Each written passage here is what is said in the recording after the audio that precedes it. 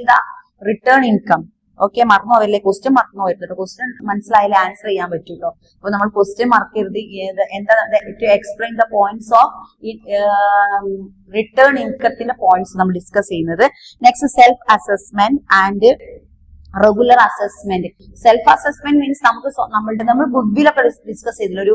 ഏതോ ഒരു പാർട്ടിൽ നമ്മൾ കഴിഞ്ഞു പോയാൽ നമ്മൾ സെൽഫ് അസസ്മെന്റ് ഇമ്പോർട്ടന്റ് ആണ്. ഗുഡ് വിൽ, നമ്മളെ പറ്റി ധരിക്കുന്നത്, നമ്മളെ ബിസിനസിനെ പറ്റി ആളുകൾ എങ്ങനെയൊക്കെയാണ് അവർ അക്സെപ്റ്റ് ചെയ്യുന്നത്, നമ്മളോടുള്ള ആ ഒരു സംഭവങ്ങളൊക്കെ നമ്മൾ ഡിസ്കസ് ചെയ്ത ഒരു പാർട്ടാണ്. അപ്പൊ അത് ഇതിൽ വരുന്നുണ്ട്. നെക്സ്റ്റ് വരുന്നത് ബെസ്റ്റ് ജഡ്ജ്മെന്റ് ആണ് അല്ലെ. Best judgement. അപ്പൊ ഒരു ബിസിനസ് മുന്നോട്ട് പോകുമ്പോൾ അല്ലെങ്കിൽ ഒരു എംപ്ലോയിന്റെ ഒരു എന്താ പറയാ അവരുടെ ഒരു ആറ്റിറ്റ്യൂഡും കാര്യങ്ങളൊക്കെ അതൊക്കെ ജഡ്ജ്മെന്റിൽ വരും. Reassessment and protective assessment. Protective അസസ്മെന്റിലാണ് നമ്മൾ എന്ത് പറഞ്ഞ മെഡിക്കൽ ഇൻഷുറൻസും പിന്നെ നമ്മളെ ഡിസബിലിറ്റിയും ഹാൻഡിക്കാപ്പും പിന്നെ ജോലിയിലിരിക്കാൻ മരിച്ചുപോയ ആൾക്കാർക്ക് പെൻഷൻ അങ്ങനത്തെ കാര്യങ്ങളൊക്കെ നമ്മൾ അപ്പം ഡിസ്കസ് ചെയ്തിട്ടുണ്ട്. അതൊക്കെ അതിൽ. അപ്പൊ അത് വലിയ എസ് എ 16 12 മാർക്കിന് വലിയ എസ് എ പ്രതീക്ഷിക്കാം. ഈ പോയിന്റ് ഒക്കെ ജസ്റ്റ് എക്സ്പ്ലെയിൻ ചെയ്തു പോയാൽ എന്ത് കിട്ടും, നമുക്ക് ഒരു എസ് എ കംപ്ലീറ്റ് ആക്കാനും പറ്റും. ഈ ഒരു പാർട്ടില് മിസ് മൊത്തത്തിലാണ് ഒറ്റ വടിക്ക് പറഞ്ഞത്. ഒരു എസ് എ എക്സാം ഓറിയന്റഡ് ആയിട്ടാണ് മിസ് ഇപ്പൊ ലാസ്റ്റ് ഈ ഒരു മൊത്തം പോയിന്റ് ഓരോന്ന് ഇപ്പൊ ഒരു 10 പോയിന്റ് നമ്മൾ പറഞ്ഞു. ഈ 10 എക്സ്പ്ലെയിൻ ചെയ്താൽ തന്നെ എത്ര എ4 ഷീറ്റ് ആയി? 3 പുറത്തിൽ കവിയാതെ എസ് എ റൈറ്റിംഗുമായി പോയിന്റ് ബേസ് ആയി നമ്മൾ ഡിസ്കസ് ചെയ്ത കാര്യമാണ്. അപ്പൊ എപ്പോഴും നിങ്ങൾ എഴുതേണ്ട ഒരു കാര്യം 1961 ആക്ട് പ്രകാരം, ലോ പ്രകാരമാണ് ഇതൊക്കെ നടന്നുകൊണ്ടിരിക്കുന്നത്. നിങ്ങൾ ഇടയ്ക്കിടയ്ക്ക് എന്ത് ചെയ്യുന്നത് എഴുതി കൊടുക്കണം കേട്ടോ. നാളെ നമുക്ക് എന്ത് ചെയ്യാൻ പറ്റും, മാർക്ക് സ്കോർ ചെയ്യാൻ പറ്റും. നെക്സ്റ്റ് നമ്മൾ ഇതിൽ പിന്നെ മിസ് ഇനിയാണ് എന്ത് ഇൻട്രൊഡക്ഷൻ ടെസ്റ്റ് വായിക്കുന്നത്. അപ്പൊ പോയിന്റ്സ് ഒക്കെ നമ്മൾ ഏകദേശം പറഞ്ഞു കേട്ടോ. ഇനി നമുക്ക് ഇൻട്രൊഡക്ഷൻ നോക്കാം. ഇൻട്രൊഡക്ഷൻ നമുക്കറിയാം എന്താണ് ഇൻട്രൊഡക്ഷൻ. നമ്മളെ filing of return and tax authorities for tax liability every person whose total income exceeded the exemption of limit. Every person, അതായത് ഏത് ഗവൺമെന്റ് എംപ്ലോയി ആണെങ്കിലും അത്യാവശ്യം ഹൈ സാലറി വാങ്ങുന്ന ഒരു തരത്തിൽ അവർക്ക് അവരുടെ എല്ലാ ഗവൺമെന്റ് ടാക്സ് പ്രകാരം കഴിഞ്ഞതിന് ശേഷം എക്സംഷൻ ഒഴികെ എക്സംഷൻ എന്ന് പറഞ്ഞാൽ അതൊഴികെ ബാക്കി ഇവരെ കയ്യിൽ കിട്ടുന്നതിനെയാണ് എന്തെന്ന് പറയുന്നത് return of income. That is required file of assessment of local income and technically called return income. That is technically called in return income. അതിനെയാണ് നമ്മൾ എന്ന് പറയുന്നത് റിട്ടേൺ ഇൻകം എന്ന് പറയുന്നത്. Within a prescribed time of this income authority for the new tax remit, tax exemption and same the all categories of taxes. അതായത് all categories of taxes എന്തൊക്കെയോ category taxes ഉണ്ടല്ലേ. കാരണം നേരത്തെ മിസ് പറഞ്ഞല്ലോ എന്ത് medical ആണെങ്കിലും ഡിസബിലിറ്റി ഹാൻഡിക്കാപ്പ് അത് ഓരോരുത്തരും ഓരോ പ്രശ്നങ്ങളായിരിക്കും. അപ്പൊ ഓരോ പേഴ്സൺ ഓരോരോ പ്രശ്നങ്ങൾ കഴിഞ്ഞിട്ട് ശേഷം കിട്ടുന്ന അവിടെ സാലറി. ഓക്കെ, അതിനെ പറ്റിയിട്ടാണ് നമുക്ക് ഈ രസം. ദെൻ വെരിഫിക്കേഷൻ ഓഫ് ഫയൽ, അവർ verification salary verification, submission of file അത് ഇൻകം റിട്ടേൺ ചെയ്യുന്ന ലേറ്റ് ആകുമ്പോഴുള്ള പ്രശ്നങ്ങൾക്കൊക്കെ ഇതൊക്കെ എന്ത് വെരിഫിക്കേഷൻ ചെയ്യേണ്ടി വരും. സബ്മിഷന് റീ അസസ്മെന്റ് മീൻസ് വീണ്ടും റീ ആയിട്ട് എന്ത് ചെയ്യാം ഒന്നും കൂടി നമ്മൾ എന്ത് ചെയ്യുക വെരിഫിക്കേഷൻ ചെയ്യുന്നതിനാണ് റീ അസസ്മെന്റ് എന്ന് പറയുന്നത്. Return form of basis of determine total income of arriving tax payable of refundable of assess refund ചെയ്യുക.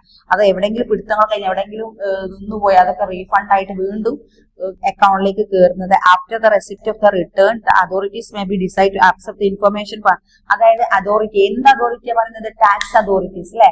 ടാക്സ് പിടിക്കുന്ന അതോറിറ്റീസ് ഇവരുടെ പ്രശ്നങ്ങളൊക്കെ കഴിഞ്ഞ് വീണ്ടും റിട്ടേൺ ആയി അതൊക്കെ വെരിഫൈ ചെയ്യുക, അക്കൗണ്ടിലേക്ക് എത്തി പാൻ കാർഡ് ചെക്ക് ചെയ്യും, ആധാർ കാർഡ് ചെക്ക് ചെയ്യും, അതൊക്കെ ചെക്ക് ചെയ്തിട്ട് കറക്റ്റ് ഇവർ കിട്ടുന്നുണ്ടോന്നൊക്കെ അതിനൊക്കെ വേറെ തന്നെ ഡിപ്പാർട്ട്മെന്റ് എപ്പോഴും വിജിലന്റ് ആയിട്ടുണ്ടാവും. വിജിലന്റ് ആയിട്ട് തന്നെ ഉണ്ടാവും. കാരണം സാലറി വെച്ച് കൂടിക്കേറിയ പ്രശ്നമാണ്.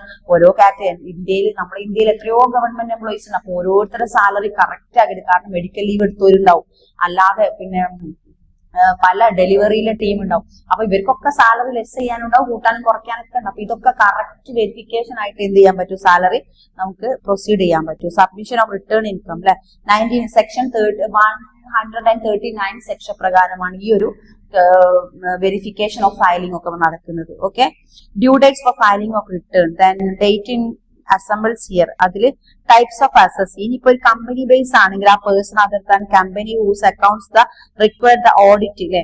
കമ്പനിയിൽ വർക്ക് ചെയ്യുന്ന ഒരാളാണെങ്കിൽ ഒരു കമ്പനിയിലാണെങ്കിൽ അതിപ്പോ എന്താവാം, നമ്മള് ഗവൺമെന്റ് കമ്പനികൾ ഇഷ്ടംപോലെ സോപ്പ് നിർമ്മാണ കമ്പനി ഗവൺമെന്റിന്റെ ആണ്. നമുക്ക് പിന്നെ തുണിമില്ലിന്റെ മില്ല് എന്താ പറയാ ഈ നൂലുണ്ടാക്കുന്ന ഒരു കമ്പനി നമ്മളെ കേരളത്തിൽ അല്ലെ, കോഴിക്കോട് ഉണ്ട് ഒരു കമ്പനി. അപ്പൊ അതൊക്കെ കമ്പനിയാണ്. അപ്പൊ ഇവിടെ എംപ്ലോയ്മെന്റ് അതായത് ബാങ്ക് ആയാലും ബാങ്ക് വില്ലേജ് ഓഫീസ് മാത്രമല്ലല്ലോ ഗവൺമെന്റ് സെക്ടർ ഉള്ളത്, വേറെ പല കമ്പനികളും ഗവൺമെന്റ് കമ്പനികളുണ്ട്. അപ്പൊ കേരള നമ്മളെ ഇന്ത്യ ഗവൺമെന്റ് ആണ്, കേരള ഗവൺമെന്റ് ആണെങ്കിലും അപ്പൊ അതിന്റെ കീഴിൽ വർക്ക് ചെയ്യുന്ന എംപ്ലോയീസിന്റെ a person, that person whose accounts are required and audited under this in the tax authorities. അവരുടെ ഓരോ ഫയലിംഗ്, അവിടെ എന്ത് സാലറി ഫയൽ ഉണ്ടാവും, ആ ഫയലിംഗിന്റെ ഓഡിറ്റിങ്ങും കറക്റ്റ് ആയിരിക്കണം. The working partner of firm. പിന്നെ ഫേം എടുക്കുകയാണെങ്കിൽ, നേരത്തെ നമ്മൾ ഒരു ഫേമിന്റെ കാര്യം നമ്മൾ ഡിസ്കസ് ചെയ്ത് നിങ്ങൾക്ക് ഓർമ്മ ഉണ്ടാകുമെന്ന് കരുതുന്നു. കാരണം ഫേം നമ്മൾ ഷെയർസിലെ പാർട്ട്നേഴ്സ് ആണ്. ഒരു ഫേം പാർട്ട്നേഴ്സ് എടുക്കുമ്പോൾ അവര് അനുവർത്തിക്കേണ്ട ചില റൂൾസ് ആൻഡ് റെഗുലേഷൻസ് ഒക്കെ നമ്മൾ ഡിസ്കസ് ചെയ്തിട്ടുണ്ട് അല്ലെ. അവരുടെ എഗ്രിമെന്റ്, അവര് ലോസ് ആണെങ്കിലും പ്രോഫിറ്റ് ആണ് കറക്റ്റ് ആയിട്ട് അവർ ഡിവൈഡ് ചെയ്യണം. ഒരാളെ ചീറ്റ് ചെയ്യാൻ പാടില്ല. തേർഡ് പാർട്ടി വരുമ്പോ ആ തേർഡ് പാർട്ടിനെ ഒരാൾ മാത്രം എന്ത് ചെയ്യാൻ പാടില്ല, അതിലേക്ക് എൻട്രി കൊടുക്കാൻ പാടില്ല. രണ്ട് ആളും കൂടി ആലോചിച്ച് മാത്രമേ പറ്റൂ. പിന്നെ ടാക്സ് അടയ്ക്കേണ്ടത്, അങ്ങനെ കുറെ കാര്യങ്ങൾ നമ്മൾ അപ്പൊ ഡിസ്കസ് ചെയ്യും. അതാണ് ഇവിടെ പറയുന്നത്. ഇത് റിക്വയർ ടു ഫേം അല്ലെ, to working partner of firm whose accounts are require to auditor in this act. അപ്പൊ ഒരു ഫേമിൽ 2 വർക്കിംഗ് പാർട്ട്നേഴ്സ് ഉണ്ടാവും. അവരുടെ കമ്പനി ഫയൽസ് എല്ലാം വെരിഫിക്കേഷന് വിധേയമാക്കേണ്ടതാണ്. A person require to file to return to this base economic indicators അല്ലെ. അതൊക്കെ ആരാണ് verification? Economic indicators means economic, അതായത് ബുദ്ധി ഇല്ലാത്തവർ എന്ത് ചെയ്യാൻ പാടില്ല, വെരിഫിക്കേഷൻ നടത്തില്ല. കറക്റ്റ് കാൽക്കുലേഷനും എക്കണോമിക് ഇൻഡിക്കേറ്റേഴ്സ് അവർ പറയല്ലോ. അതായത് സാമ്പത്തിക വിദഗ്ധന്മാരാണ് ഇതെല്ലാം വെരിഫിക്കേഷൻ ചെയ്യുന്നതും അനലൈസ് ചെയ്യുന്നതും. ഇൻകം റിട്ടേണിന്റെ ഓരോ അവരുടെ ട്രെൻഡ്, അങ്ങനെ എത്ര കുറവ് എത്ര കൂടുതലൊക്കെ തീരുമാനിക്കുന്ന ആരായിരിക്കും? ഇന്റർനാഷണലി ഉള്ള എക്കണോമിക് ഇൻഡിക്കേറ്റേഴ്സ് ആയിരിക്കും. Report this finish of report of pertaining to international specified document transaction. Income tax return should be submitted in the office of income tax അല്ലെ. അതെന്താ നമുക്ക് പറയാതെ തന്നെ അറിയാൻ പറ്റും. ഇൻകം ടാക്സിന്റെ എല്ലാ പ്രവൃത്തികളും ഫയലുകളും ഒക്കെ ഇൻകം ടാക്സ് ഓഫീസിന്റെ ഉള്ളിൽ തന്നെ നിൽക്കാൻ പാടുള്ളൂ. In the last date of filing of return this holiday next working day shall consider last date filing the return conditions of are met delay to filing return അങ്ങനെ ഡിലേ കാര്യങ്ങളൊക്കെ വരുമ്പോൾ അതിൻ്റെതായ procedures ചെയ്യണം. Central government empowered to exempt any person from requirement of furnishing return of income section 139 തന്നെയാണ് repeat ചെയ്ത്. നേരത്തെ നമ്മൾ പറഞ്ഞല്ലോ 61 റിപ്പീറ്റ് ചെയ്ത് വരുന്നുണ്ടെന്ന്. അതേപോലെ ഇതിൽ റിപ്പീറ്റ് ചെയ്ത് വരുന്നത് എന്താ മിസ് ഇവിടെ നിന്ന് എഴുതാ. സെക്ഷൻ ഈ റിട്ടേൺ ഇൻകം സെക്ഷൻ ആണ് ഇത് വരുന്നത്. റിട്ടേൺ ഇൻകത്തിന്റെ സെക്ഷൻ ഏതാ വരുന്നത്? ഇത് റിപ്പീറ്റ് ചെയ്ത് വരുന്നതാണ് മിസ് എഴുതുന്നത് കേട്ടോ. അത് നിങ്ങൾ കാണാതെ പഠിക്കണം. 139 ഓക്കെ, 139 സെക്ഷൻ 1 ഇങ്ങനെയാണ് എഴുതുക കേട്ടോ. 1C. ഇത് ഇതിന്റെ കീഴിലാണ് നമ്മുടെ 1961 ആക്ട് കേട്ടോ, financial act, income tax act. ഇതൊന്നും മിസ് എഴുതട്ടല്ലോ, നിങ്ങൾക്ക് ബൈഹാർട്ട് ആയില്ലേ. കാരണം കുറെ നമ്മൾ ഈ പാർട്ട് ഡിസ്കസ് ചെയ്ത് പോയത്, അപ്പൊ നിങ്ങൾക്ക് ബൈഹാർട്ട് ആയേ പറ്റൂ. അതിന്റെ കീഴിലുള്ള സെക്ഷൻ 139 എന്തിനെ പറ്റിയാ പറയുന്നത്? Return filing. ഓക്കെ, മിസ് ഇവിടെ എഴുതാ റിട്ടേൺ ഇൻകം. റിട്ടേൺ ഇൻകത്തിനെ പറ്റിയിട്ടാണ് ഈ ഒരു സെക്ഷൻ 130. ഇതിൽ തന്നെയാണ് new scheme of belated return, verification ഫയലും സബ്മിഷൻ ഫയലും ഒക്കെ പറയുന്നത് ഈ സെക്ഷൻ 139 സെക്ഷനിലാണ് നമ്മൾ ഇതൊക്കെ ഡിസ്കസ് ചെയ്തുകൊണ്ടിരിക്കുന്നത്. ഓക്കെ, അത് മാറിപ്പോവരുത്. Next, permanent account number. എന്താണ് permanent account? That is PAN card. അത് മിസ്സോടെ എഴുതിയില്ല. പാൻ, അത് നിങ്ങൾക്ക് അറിയാലോ, എഴുതേണ്ട കാര്യം. ഇതൊക്കെ നമ്മളെപ്പോഴും നമ്മുടെ നിത്യജീവിതത്തിൽ എപ്പോഴും ഉപയോഗിക്കുന്നതാണ് പാൻ കാർഡ്. അതുകൊണ്ട് വല്ലാതെ നമുക്കത് ഡിസ്കസ് നിങ്ങൾക്ക് അറിയാവുന്ന കാര്യമാണ്.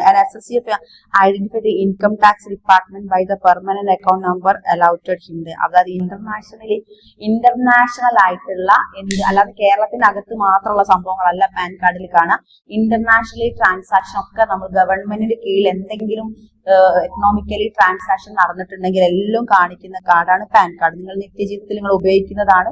And assess identify the income tax department the permanent account number that is PAN card allotted him to under section 39. കാരണം ഇവിടെയും നമ്മൾ റിപ്പീറ്റ് ചെയ്യുന്ന ഏതാണ്?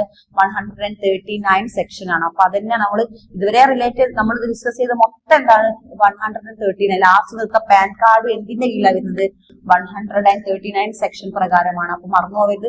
ഇത് എഴുതുമ്പോൾ നിങ്ങൾ ഇത് എഴുതാൻ മറക്കരുത്. 161 അതിൽ നമ്മൾ ഇത്രയും പാർട്ട് നമ്മൾ ഡിസ്കസ് ചെയ്തുകൊണ്ടിരുന്നത്. എല്ലാവർക്കും ബൈഹാർട്ടായി എന്ന് കരുതുന്നു. കാരണം നമ്മൾ അത്രക്കും അത് തന്നെയാണ് ഫോളോ ചെയ്ത് വരുന്നതും.